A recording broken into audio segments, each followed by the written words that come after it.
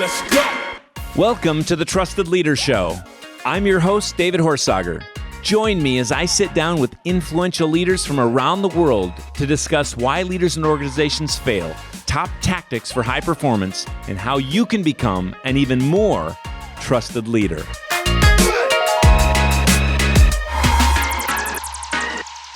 Today's show is sponsored by Sourcewell. Welcome to the Trusted Leader Show. It's David Horsager. I've got a special guest today. He was a high school dropout.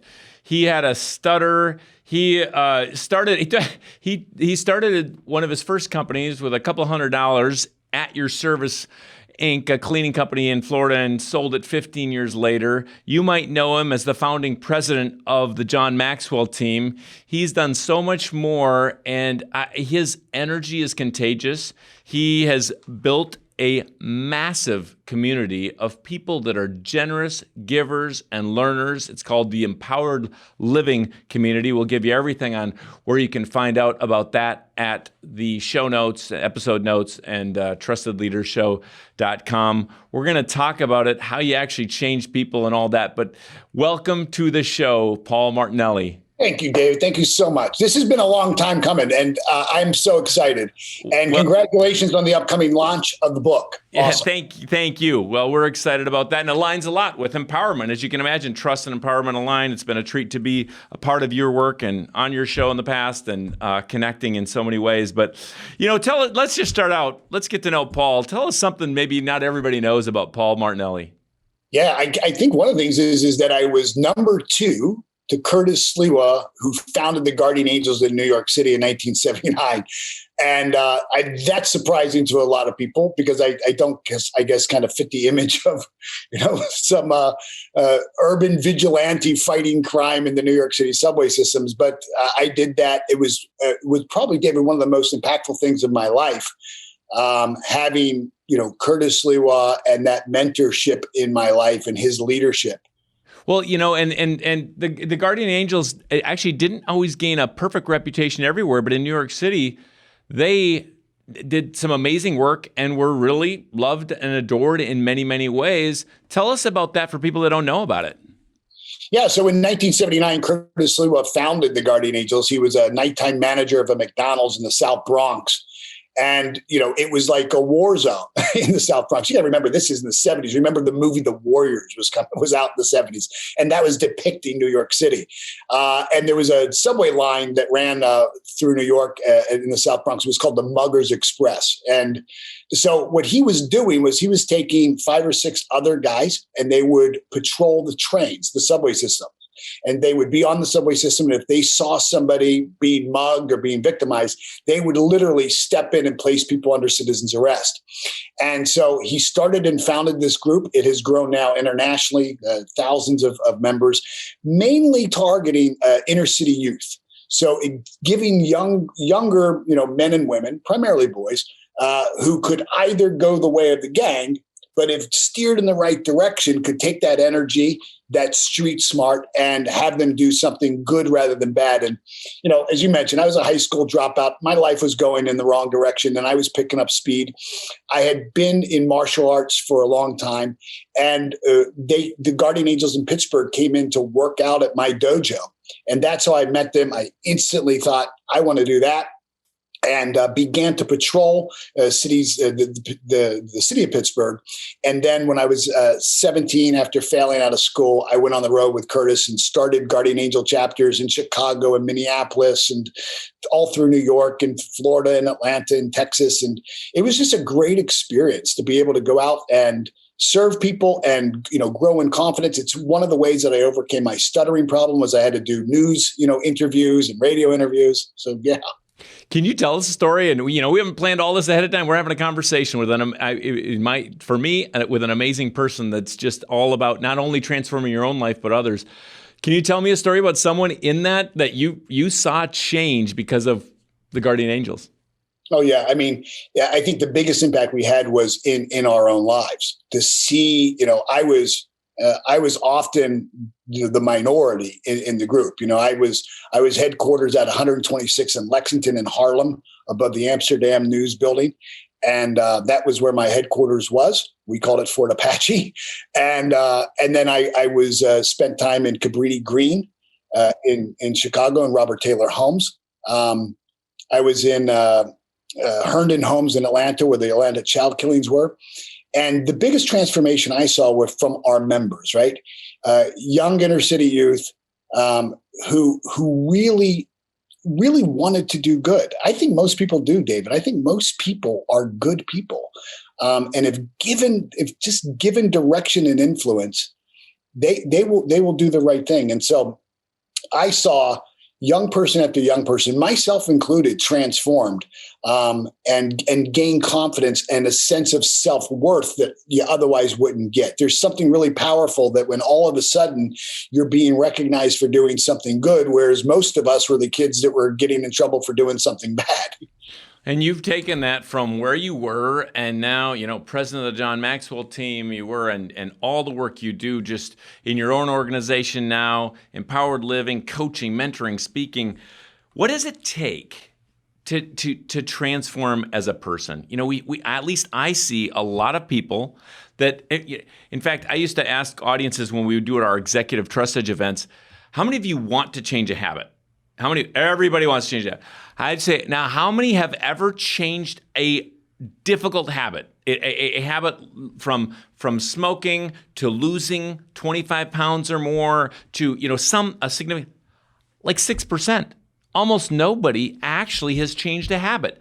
How can people actually do it? How can they actually change from this, whether it's a habit or a way they've always been, a mind shift, but how do they actually change? People go to conferences all the time. They go to all kinds of things. They hear a podcast like, I want to change. Yes, that's going to be me, and then January 2nd comes, right? Yeah.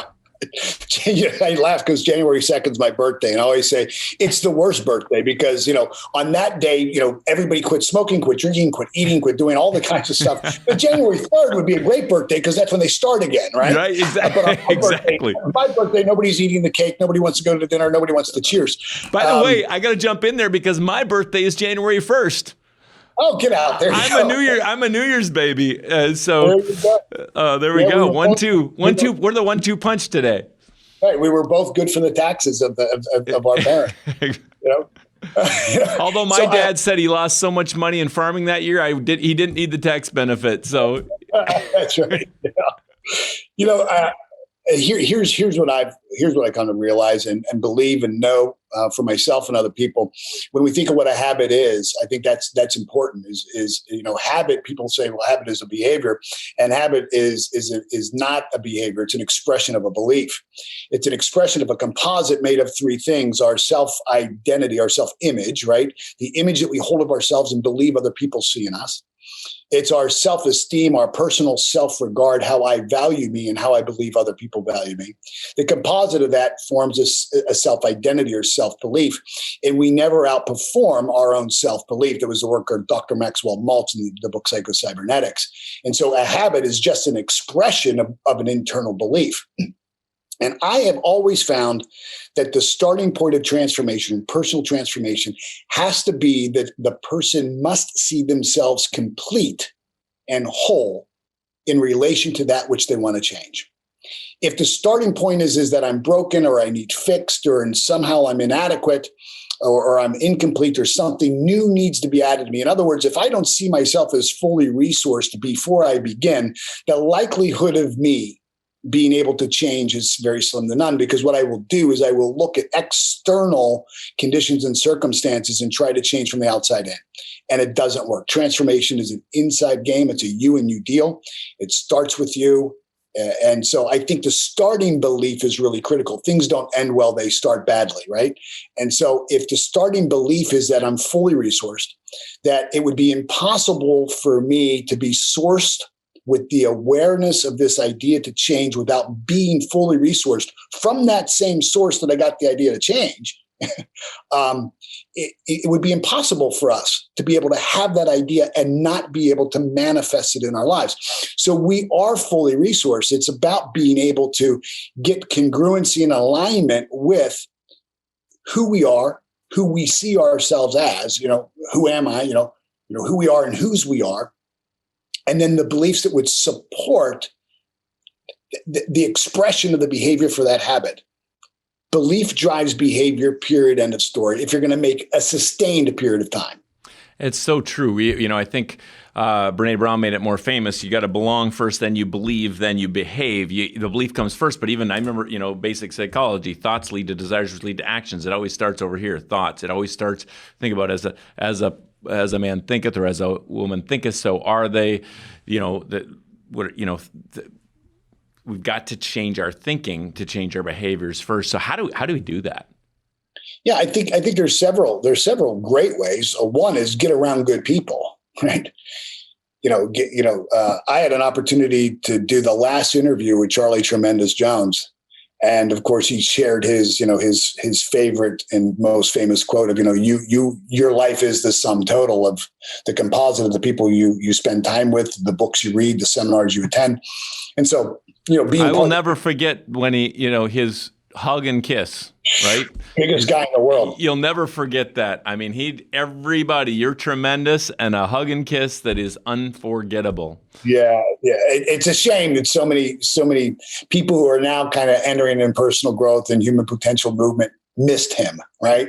So many will miss Zig, but Charlie Tremendous Jones was a literal giant, but he was a giant in this idea. But I think, being part of this community, right? Being part of the, trusted leader community. So who you're around with. I think also, observational thinking, watching what other people do. Really become a student of human potential. And because success does leave clues. So how would I do that? Read a book? How would I observe?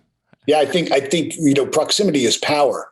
So I think you do whatever you can do to get as much proximity. If the starting point of your proximity is a book, get the book. I've traveled all over the world to be able to find a speaker, and I'd go anywhere if I could hear a speaker. If that speaker had something that I wanted, if that speaker had results that I wanted, I would go. You volunteer, you put yourself in proximity. Most of the people that we would want to, be around, have charities that they are very close to. So we may not be able to get in the front door of working with their business, but if we were to work in the back door by going into a charity that they love or a cause that they love and making a substantial impact there, that would lead to an introduction. That's how I got to meet Rich DeVos. Founder of Amway. I mean, you talk about, a giant and a really if you want to model someone, he was a great one. And, so being able to, create that proximity. So if it starts with the book, it's a book. If it's watching their biography, then that's what you do. You do whatever you can do. You have to be in the relentless pursuit of getting proximity. Hey, it's Ann with the Trust Edge team here. As you know, we are passionate about helping you and your team perform at your best. And that's why David wrote his new book, Trusted Leader. This true-to-life parable follows the story of a CEO who uncovers the root issue threatening his organization's success. And in the back half of the book, David provides a roadmap for even how to solve those root issues. Get Trusted Leader for your team, your organization, or even just for yourself at trustedleaderbook.com. So, there's a couple questions I have here because you have created a community, empowered living community, where people get around great people and you encourage. Just tell us a glimpse about what that's like and how that community, I think people are craving community. And if they, get the right community, they become better because of it, right? So Give us a glimpse of why you started that. And now, 1.8 million people are a part of it or more probably today. But, the impact of that community and why you even started in the first place. Yeah, the community's grown now to 2.3 million people, and it is a community of tribes. So it is. There are the page, the community started as a Facebook page years and years and years ago, even before there were ads on Facebook, when you could really grow a page. Now it's difficult in social media to really grow a platform. And so that was one of the advantages of the community was it was an early adopter. seeing this idea of community and tribes before Seth Godin wrote the book Tribes, right? And before the concept was there. So first, why did you do it? Why did you create that community? And what now are people getting out? Why are people still coming and it's growing immensely? For me, I think the reason I started it was because community was so powerful to me. When I was in the Guardian Angels, it was so powerful for me. When I was in the dojo and the community within just my karate association, it was really. And so when I looked back at my life, when was Paul at his best? It wasn't when I was alone, right? It was when I was with other people, and it was also when I was lifting other people up. I always say, I'm a really good number two. So I was number two to Curtis Sliwa. I was number two to Bob Proctor. I was number two to John Maxwell, right? I was number two with Les Brown. I'm a really good number two of helping other people, get their agenda expressed, and helping other people, I think is, what most of us, most of the people who are, probably in your audience would identify themselves as an agent of change, right? Somebody who wants to make a difference maker in the lives of other people. They're not doing that for themselves. They're doing it because at some level they really believe in this idea of being of service to other people. And so I realized that I had a bigger platform than most people have. And I wanted to give that platform and give people who otherwise would never get a shot. And so that's why I started it. And what's there to keep people? I mean, it keeps growing. How do they connect? Like you see lots of people trying to build social communities and whatever, but it doesn't last. There's somehow this one, like people, there's a generous feeling, there's a connection, there's a give. Like what are just a couple of things that are happening there that just keep building community and impact? I think you've got to model what you want seen, right? And so, one of my life principles is tithing. I live my life by it. I talk about it. I teach on it. I unabashedly, I don't hide from it. I don't hide that I'm a person of faith, but I don't beat people up about it. But I model that. And, we've been able to really create a big impact when you've got that many people. If everybody, if everybody gave $5, we could do something here, And so I was on a trip, a leadership development program in Paraguay with John Maxwell. I ran across two young kids. They were 23 years old, and they were 3D printing hands for kids, like arms for kids. And they could print a functional arm for $100 in about 2 days. So a kid would come in, they'd measure, and 2 days later, the kid's running around with a hand. And I'm thinking for $100, right? So, I took $50,000, donated it, but then did a match with the community and said, I'll match the first $50,000. And I don't know, I think we raised close to $200,000. Think of the change. Just, it's a hand. Right. Yeah. Wow. Spend the next 5 hours with your right dominant hand in your pocket and see how the day goes for you. Right. And then imagine pulling it out. That's freedom. Right. Yeah. And so I think because we model that in the community and we don't have lots of rules in the community, and, you don't have to sneakily promote yourself. If you've got something you want to promote, you schedule a time and we give you the platform for 15 minutes. Sell whatever you want, and we don't do affiliates. We're not an affiliate for any of them.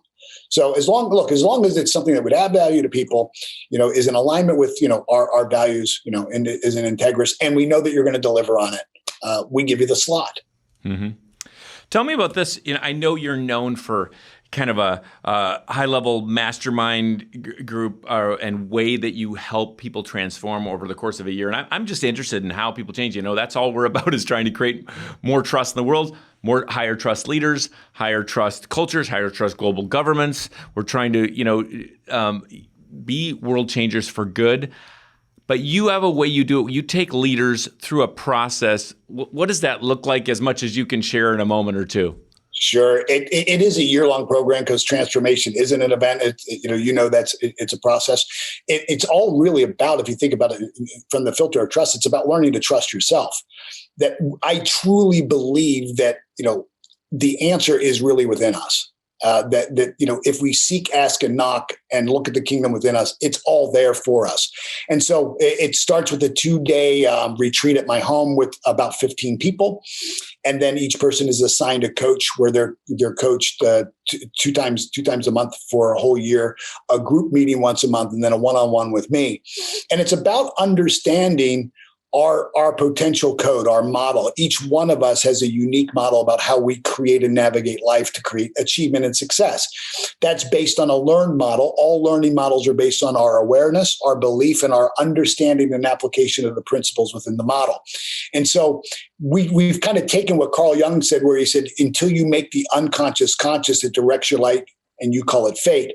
We've kind of taken that approach where we guide people through an interactive process where they can look back at their life, tweezer out those times where they've been successful, and then identify, what was their model? What was their motivation? Were they moving towards or away from something?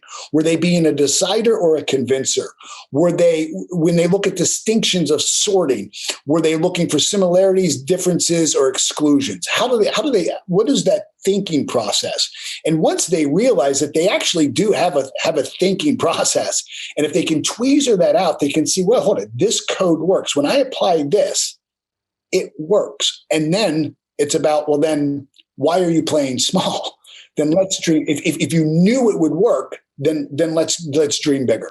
What I love about this is you're doing it in community. So just back to, the guardian angels to everything in life. Like we say it often, if you're doing leadership alone, you're doing it wrong. I mean, we need to be together. We need to be and better things happen. Doesn't mean we don't need individual coaching or help or whatever. Our coaching community, I'm so proud of it. Around the world, these coaches make each other, the certified trust edge coaches, they make each other better. They make their leaders better. But a big part of that is because of togetherness, right? Because we can sharpen each other.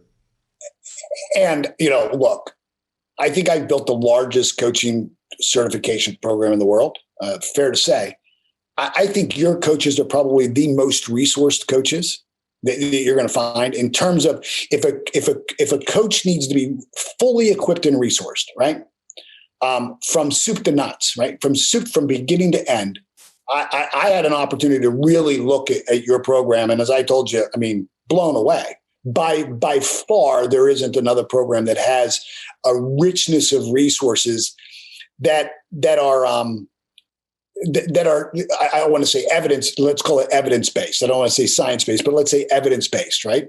And I think that's what establishes the trust, right? Is that trust and verify, and your program has all of that. Thank you. Well, We're passionate about it, that's for sure. And that's partly because of that, not just evidence, but doing the ongoing research. I remember, now I don't have to convince people so much, but 20 years ago when I started that grad work, it was like, trust's just a soft skill, doesn't really affect the bottom line. That grad work is what tipped it for people that saw the evidence, and it actually tipped my heart and mind to see the impact of trust. Hey, it's Sam from the Trust Edge team.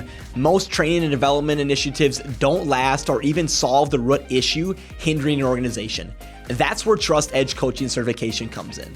Trust Edge coaches are equipped with a suite of tools to identify, benchmark, and close gaps in trust for good. Because when you solve the real issue, you get measurable results in a culture where people actually want to make an impact.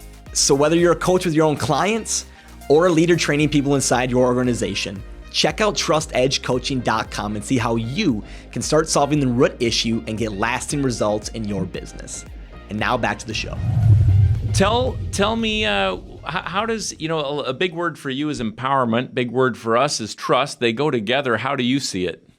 Yeah, absolutely. I don't really know that you could ever live an empowered life without trusting yourself and without people trusting you. At the end of the day, if everything is sales, right? You talk to a salesperson, they'll say everything is sales. If they talk to a leader, they'll say everything is leadership. But it all boils down to trust, doesn't it? Absolutely. And to empowerment, I think that trusting yourself, we believe and know the truth of love your neighbors yourself, right? Which kind of this thing of, well, if people that don't love themselves at all, they have a hard time loving others well. And that's the same with trust. If you don't trust yourself at all, you have a hard time building it in teams and others. It's like I don't share this very often, but I made this commitment when I was losing the 50 pounds in 5 months about, 10 years ago. I said to my team, if I don't make it to there, to this, my high school weight by May 1st, I'll give you $2,500, each. And of course, I knew my biggest problem wasn't paying the check. The biggest problem is I said it and committed to it. And if I don't get there, I'm going to stop trusting myself as much because I made a commitment and didn't keep it, right? So anyway, we want to be leaders that empower others, that do trust themselves, and we want to be leaders that empower others so they can build trust in their teams and communities and everything else. I think something interesting, you as a leader, and you've led several multi-million-dollar organizations. What about you? What habits? We find that, at least high trust leaders, they're leading themselves. I think Socrates said you don't lead yourself. Well, it's hard to lead others or know yourself, right? He said know yourself. So if we know ourselves, we build trust with ourselves, we're able to lead others. Well, what kind of routines or habits do you have to lead yourself well? You're certainly leading a whole lot of others. What do you do? Is there routines or daily things that you do to lead yourself well?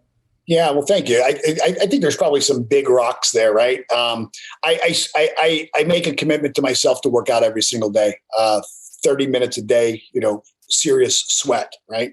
What do you do? I want to come back to other routines, but what do you do? Because everybody says, I believe in workout, I believe in exercise, but I just don't have time this way. I don't really know. What do you do? How do you make that happen? I have in my home, I have an escalator stair machine, like a Stairmaster machine, but it only goes up. Yep. So I'm on level 12 to 15 every day for 30 minutes a day. I like going down. I like going down. And you burn 500 calories in 30 minutes. Is the most effective exercise you can do. And what the reason I choose that exercise is, pre-COVID, I'm on the road probably 180 days a year. So in hotels, everybody's at the gym. Nobody's in the stairwell, especially in America. Nobody's in the stairwell.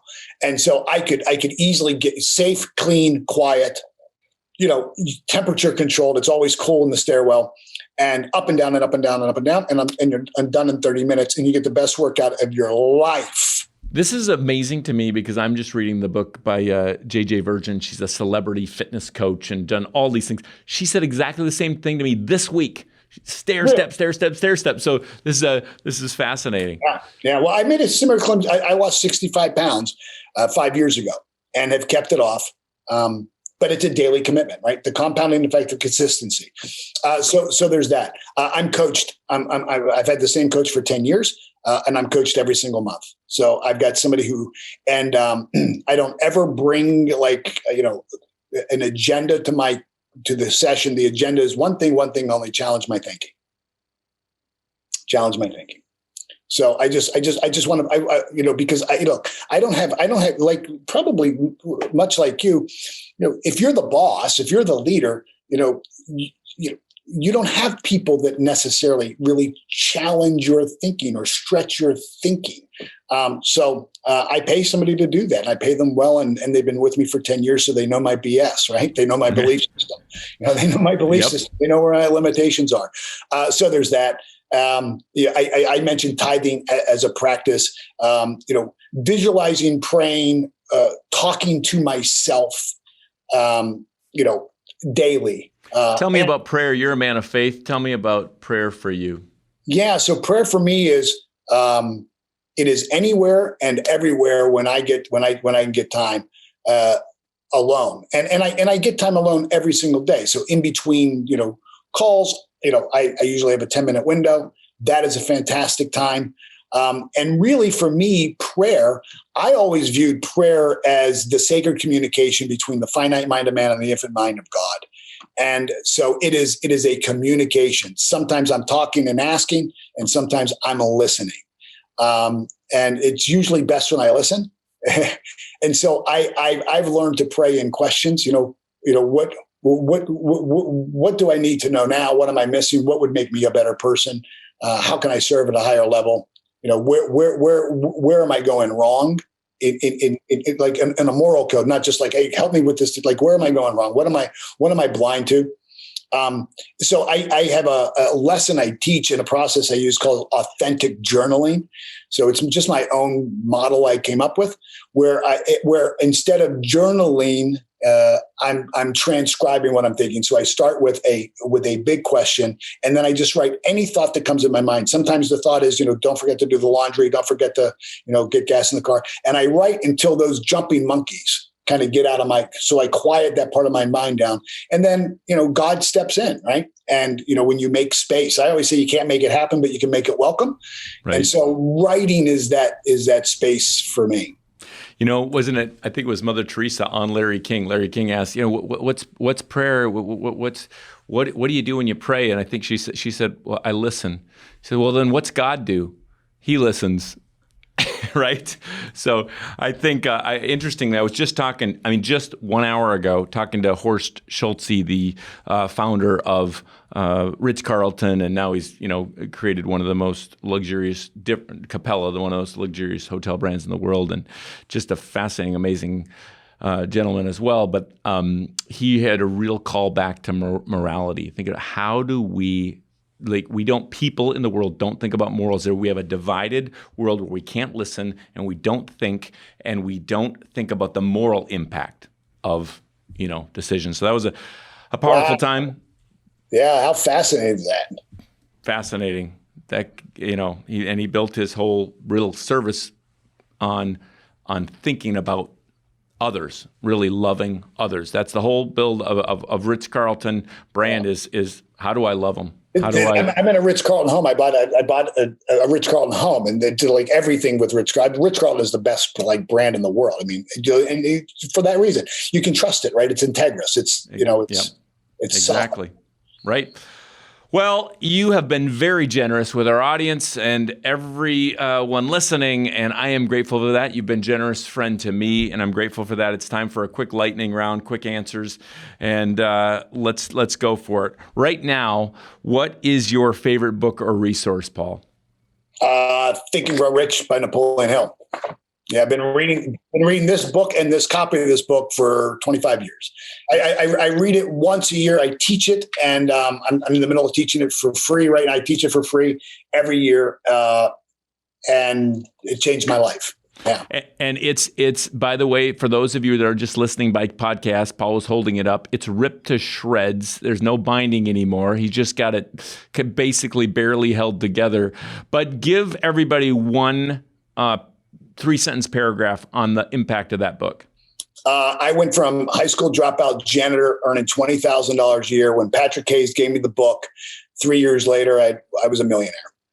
And I followed the process and the principle. He says in the book, there's a secret in the book. If you can apply the secret to your life, you can have anything you want. And the secret is to find what you want, what you desire, and to make it an all-consuming obsession. An all-consuming. You can't want, wish, not even a burning desire. That's not enough. It's got to be an all-consuming obsession. You became obsessed with the word trust. Yep. And I still am. There you go. And here we go. Exactly right. What's a best piece of advice? You've got so much, but what's a best piece of advice for our trusted leaders? I heard John Maxwell tell Rush Limbaugh this. I was in a room when we were buying $1.5 million worth of advertising off Rush, and Rush asked John, what's one thing? And John said, never underestimate the compounding effect of consistency. And there we go. And that's the final pillar in the 8-pillar framework, 8 pillars of trust. You're trusted for whatever you do consistently. You're late all the time. I'll trust you to be late. You love people all the time. I trust you to love people, right? Love it. Consistency.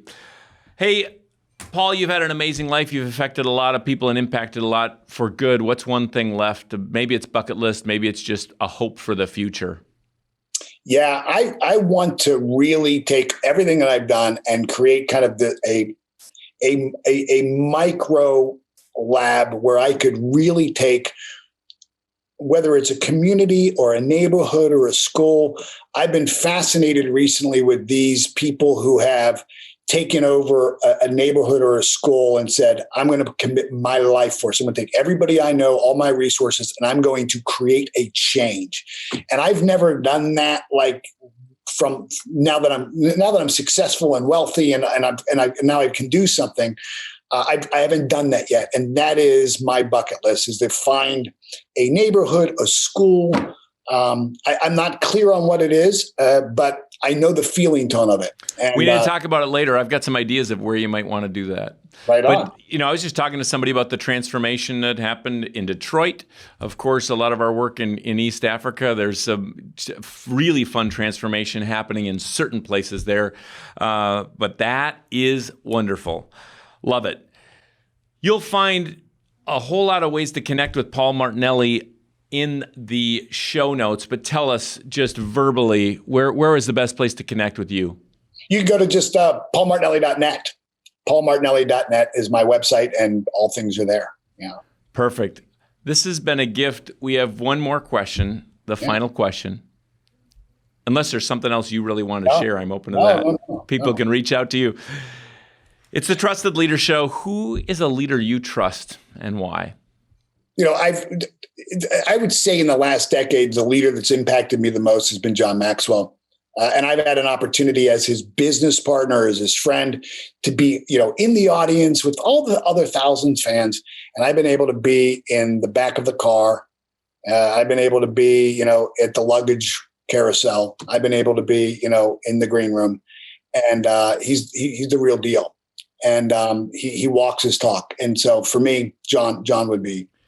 I just have to affirm that. It was a transformational conversation. We got seated together at a banquet a couple of years ago. It changed the way we created our coaching certification and business that you spoke highly of. And that was a moment of change for how are we going to, certify coaches so that they can impact others and help them impact the root cause, the real issues, the challenges in a way that is built totally on abundance thinking. You got everything. You get access to everything. And that was, by the way, a tipping point was a conversation with John. And of course, we're especially grateful that he endorsed the book on the cover and the new Trusted Leader book. But I can't affirm that more. And I just, agree. Paul Martinelli, what a treat to be with you. I can't wait to be together again, I hope in person before long. But thank you. Thanks for sharing your insights, your wisdom. There's so much here. We're going to put it in some great notes and pull out the highlights. You know where you can all find out more. This has been the Trusted Leader Show. Until next time, stay trusted.